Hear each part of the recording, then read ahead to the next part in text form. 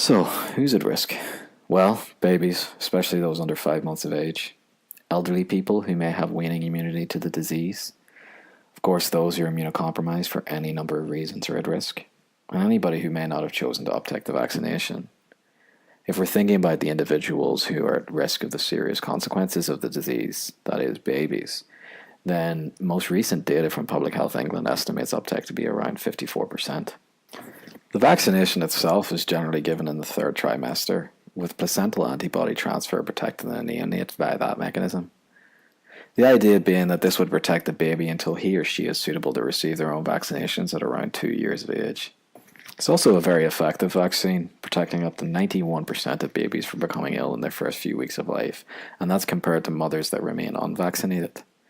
This also protects the mother herself from contracting the illness and passing this on to the child, and that has the added benefit of protecting two individuals for the sake of one vaccination.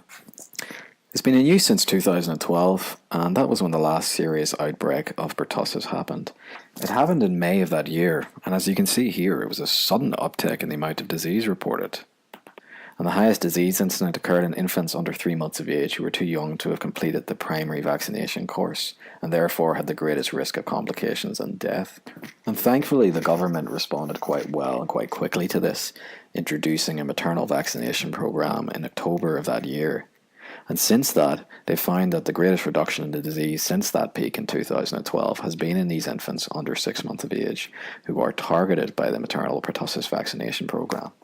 Unfortunately, on average, uptake of the vaccination is about 54% each year, so not every child is covered.